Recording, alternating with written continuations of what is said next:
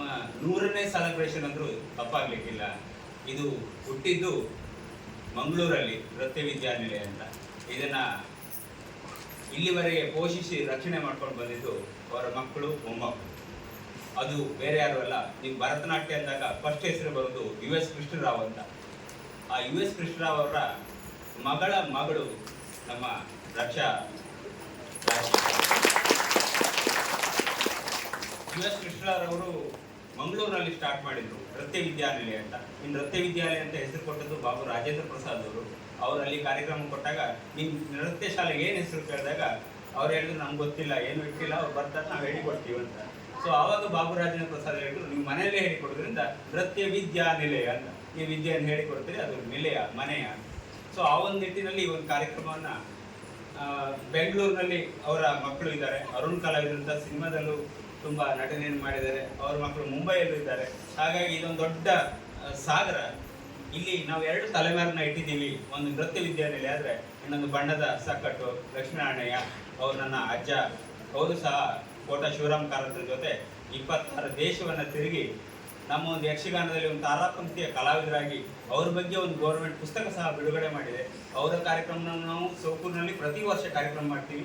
ಈ ವರ್ಷ ಅವರ ಶತಮಾನೋತ್ಸವ ಸಮಿತಿಯ ಒಂದು ಕಾರ್ಯಕ್ರಮವಿದೆ. ನಮ್ಮ ಹುಡುಗರನ್ನು ಸಹ ನಾವಲ್ಲಿ ಸೌಕೂರಲ್ಲಿ ಹೋಗಿ ಕಾರ್ಯಕ್ರಮವನ್ನು ಮಾಡಿದ್ವಿ. ಈ ವರ್ಷವೂ ಹಾಗೆ ಒಂದಷ್ಟು ಜನ ಸಿಲೆಕ್ಟೆಡ್ ಆಗಿ ನಾವು ದಾವಣಗೆರೆಯಿಂದ ಕರ್ಕೊಂಡು ಹೋಗ್ತಾ ಇದ್ವಿ. ಹಾಗೆ ಯಕ್ಷಗಾನವನ್ನು ಇಲ್ಲಿನ ಹುಡುಗರಿಗೆ ಹೇಳಿಕೊಟ್ಟು ನಾವು ಕರ್ಕೊಂಡು ಹೋಗಿದ್ವಿ.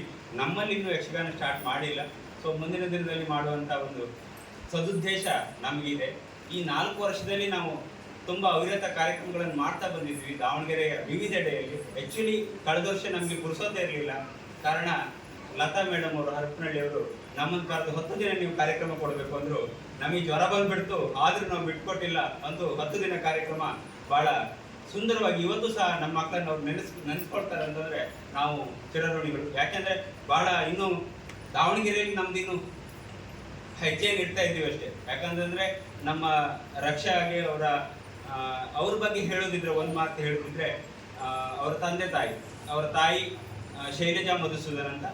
ನೀವು ಅಶ್ವಥ್ ಅವ್ರು ಕೇಳ್ಬೋದು, ಯೇಸುದಾಸ್ ಅವ್ರು ಕೇಳ್ಬೋದು. ಅವ್ರ ಜೊತೆ ಎಲ್ಲ ಹಾಡಿದಂಥ ಹಿನ್ನೆಲೆ ಗಾಯಕಿ ಅವರ ತಾಯಿ. ಅವರು ಭರತನಾಟ್ಯವನ್ನು ಮುಂಬೈಯಲ್ಲಿ ಸ್ಟಾರ್ಟ್ ಮಾಡಿ ಈ ಒಂದು ಕಾರ್ಯಕ್ರಮವನ್ನು ಮಾಡ್ತಾ ಬರ್ತಾ ಇದ್ದಾರೆ. ಒಂದು 45-50 ಜನ ಸ್ಟೂಡೆಂಟಿಗೆ ಅರಂಗೇಟ್ರ ಮಾಡಿದ್ದಾರೆ. ಅವರೆಲ್ಲರೂ, ನಾನು ನಿಮ್ಗೆ ಹೇಳ್ತಾ ಇದ್ದೀನಿ, ಅವರೆಲ್ಲರೂ ಡಾಕ್ಟ್ರಾಗಿ ಹೋಗಿದ್ದಾರೆ. ನಮ್ಗೇನಿದೆ ಅಂತಂದ್ರೆ ನಮ್ಮ ಮಕ್ಕಳಿಗೆ ಓದಿಸ್ಬೇಕು, ನಾವು ಓದೋದೊಂದೇ ನೋಡ್ಕೊಂಡಿದ್ವಿ.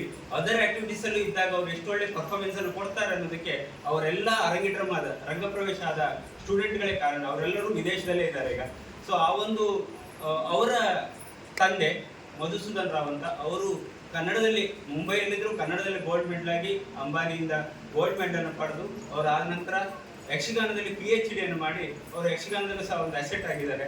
ಸೊ ಅಂತ ಯಾಕೆ ನಾ ಇದನ್ನ ಹೇಳ್ತಿದ್ರೆ, ಮಾತಾಪಿದ್ರು ನಮ್ಮ ಸರ್ಕಲ್, ನಮ್ಮ ಸುತ್ತಮುತ್ತ ಚೆನ್ನಾಗಿದ್ರೆ ನಾವು ಆಟೋಮೆಟಿಕ್ಲಿ ಪ್ರತಿಭಾವಂತರು ಆಗ್ತೀವಿ ಅಂತ ಹೇಳೋದಕ್ಕೆ ರಕ್ಷಾ ಅವರಿಗೆ ಅದೊಂದು ವರದಾನ ಆಯಿತು ಅಂತ ನಾನು ಭಾವಿಸ್ಕೊಳ್ತೀನಿ. ನಾವು ಈ ದಾವಣಗೆರೆಗೆ ಬಂದಾಗ ಇಬ್ಬರು ನಾವು ಈ ಊರಿನವರೇ ಅಲ್ಲ, ಆದರೆ ಈ ಊರಿನಲ್ಲಿ ನಾವಾಗೆ ಹೊಂದ್ಕೊಂಡು ಹೋಗಿದ್ದೀವಿ. ಹೇಗೆ ಕೇಳಿದ್ರೆ, ನೀರಿನಾಗೆ ನಾವು ನೀರನ್ನ ಯಾವ ಪಾತ್ರೆಗೆ ಹಾಕ್ತೀವೋ ಆ ಪಾತ್ರೆ ಥರ ನಾವು ಆಗೋಗಿದ್ದೀವಿ. ಇವತ್ತು ನಾವು ಊರಿಗೆ ಹೋದ್ರೆ ನೀವು ದಾವಣಗೆರೆಯವರು ಅಂತ ನಮ್ಗೆ ಹೇಳ್ತಾರೆ, ಈ ದಾವಣಗೆರೆಯವರೆಲ್ಲ ನೀವು ಉಡುಪಿಯವರು ಅಂತ ಹೇಳ್ತಾರೆ. ಸೊ ಹಾಗಾಗಿ ಹೋಗಿದೆ.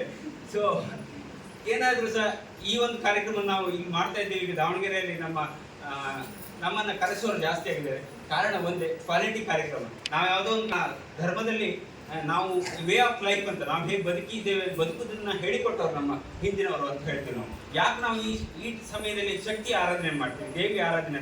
ದೇವಿ ಅಂದರೆ ಏನು ಹೇಳಿದ್ವಿ, ಮಹಿಷಾಸುರನ ಕೊಂದುಬಿಟ್ಟು ನಾವು ದೇವಿ ಆರಾಧನೆ ಅಂತ ಅಂದ್ಕೊಂಡಿದ್ದೀವಿ. ಅಲ್ಲ, ಅದು ಬಹಳ ಒಂದು ಹೆಣ್ಣಿನ ಪೂಜ್ಯ ಭಾವನೆಯನ್ನು ಕಾಣುವಂಥ ಸಮಯ ಅಂತ ಹೇಳಲಿಕ್ಕೆ. ಅಂತ ನಾರೆಷ್ಟು ಪೂಜ್ಯ ಅಂತ ರಮಂತೆ ತತ್ರ ದೈವತ ಅನ್ನೋ ಹಾಗೆ ಹೆಣ್ಣನ್ನು ಎಲ್ಲಿ ಪೂಜಿಸ್ತಾರೋ ಅಲ್ಲಿ ದೇವತೆಗಳು ವಾಸಿಸ್ತಾರೋ. ಅದೊಂದು ಭಾಷಣದ ವಸ್ತು ಅಲ್ಲ. ಯಾಕೆ ಅಂತಂದರೆ ಅವರು ವೈಜ್ಞಾನಿಕವಾಗಿ ನಾವು ಸೈಂಟಿಫಿಕ್ ಆಗಿ ನೋಡಿದ್ರೆ ತಂದೆಯಿಂದ ತಾಯಿಯಿಂದ ಏನು ಮಕ್ಕಳಿಗೆ ಬರ್ತದೆ ಅಂತ, ತಾಯಿಯಿಂದ ಬರೋದು ಪವರ್ ಹೌಸ್, ಮೈಟೋಕಾಂಡ್ರಿಯಾ ಅಂತ. ನೀವು ಸೈನ್ಸಲ್ಲಿ ಹೋದ್ರೆ ಗೊತ್ತಾಗುತ್ತೆ. ಆ ಮೈಟೋಕಾಂಡ್ರಿಯಾ ಶಕ್ತಿಯನ್ನು ಉತ್ಪಾದನೆ ಮಾಡೋದು ಅದು ತಾಯಿಯಿಂದ ಮಗುವಿಗೆ ಬರ್ತದೆ. ಹಾಗಾಗಿ ಆ ಶಕ್ತಿ ಉತ್ಪಾದನೆ ಶಕ್ತಿ ನಮಗೆ ಬರೋದಕ್ಕೆ ಕಾರಣ ತಾಯಿ ಅನ್ನುವಂಥ ನಮ್ಮ ಹಿಂದಿನವರ ವೈಜ್ಞಾನಿಕ ದೃಷ್ಟಿ ನೋಡಿ ಅದನ್ನ ಆರಾಧನೆ ಮಾಡುವ ನಾವು. ಆ ಆರಾಧನೆ ದಿನಕ್ಕೆ 9 ದಿನ ಹೆಣ್ಣಿನ 9 ಸ್ಥಿತಿಗಳು ಮೊದಲು ಹುಟ್ಟಿದ್ದಾರೆ. ಸ್ಕಂದ, ಶೈಲಪುತ್ರಿ ಶೈಲಪುತ್ರಿ ಅಂದ್ರೆ ಯಾರು ಹೇಳಿ? ಪಾರ್ವತಿ ಶೈಲಪುತ್ರಿಯಾಗಿ ಹುಟ್ಟುತ್ತಾಳೆ. ನಂತರ ಅದೇ ಬ್ರಹ್ಮಚಾರಿಣಿ, ವಿದ್ಯಾಭ್ಯಾಸವನ್ನು ಮಾಡ್ತಾಳೆ. ಒಂದು ಹೆಣ್ಣು ತಾಯಿಯಾಗಿ ಹುಟ್ಟಿ ನಂತರ ಏನ್ ಮಾಡ್ತಾಳೆ, ವಿದ್ಯಾಭ್ಯಾಸ ಬ್ರಹ್ಮಚಾರಿಣಿಯಾಗಿ ನಂತರ ಸ್ಕಂದ ಮಾತ ಅಂತ. ನೀವು ಸ್ಕಂದ ಮಾತ ನೋಡಿ, ಒಂದ್ ಕೈ ಹೂವಲ್ಲೇ ಒಂದ್ ಕೈ ಕಡಗ. ನೀವು ಗಂಡ ಮನೆಗೆ ಹೋಗುವಂಗೆ ಮೃದು ಇದ್ದವರಿಗೆ ಚೆನ್ನಾಗಿ ಮಾತಾಡೋದು, ಸಿಟ್ಟಿದ್ರೆ ಕಡಗವನ್ನು ತೋರಿಸುದು. ಈ ಒಂದು ಸಾಂಕೇತಿಕವಾಗಿ ನಮ್ಮವ್ರು ನೋಡ್ತಾ ಬಂದ್ರೆ ನೆಕ್ಸ್ಟ್ ಕೂಷ್ಮಾಂಡ ಅಂತ ನಾವು ಆ ದೇವಿಯನ್ನು ನೋಡ್ತೀವಿ. ಕೂಷ್ಮಾಂಡ ಅಂದ್ರೆ ಹೇಳಿ ಒಂದು ಕುಂಭ, ಅದು ಹೇಳಿ ಗರ್ಭವನ್ನು ತೋರಿಸ್ತದೆ.